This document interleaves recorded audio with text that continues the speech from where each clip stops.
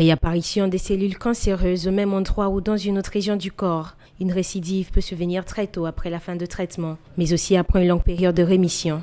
On parle de rechute. Nous sommes en train de clôturer Octobre Rose 2023, qui est la 10e édition, dont le thème cette année était « Contre le cancer ». Je m'engage à une vie saine.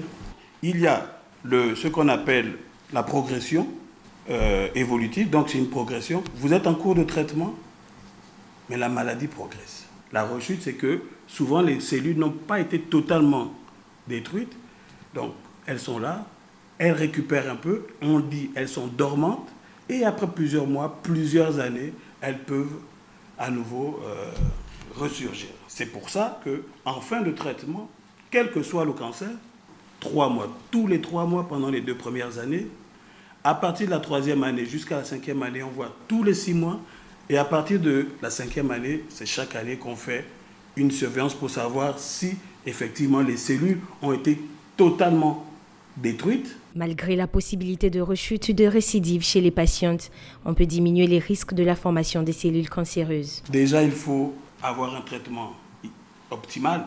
Une fois qu'on a traité correctement la patiente, il faut faire la surveillance.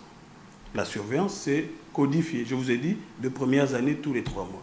Il faut respecter cela. Il faut respecter la surveillance, tout simplement. Toutefois, le retour d'un cancer sous forme de rechute ou de récidive ne signifie pas que tout espoir est perdu. Cela peut être l'occasion de tester d'autres traitements qui sauront venir à bout des cellules cancéreuses.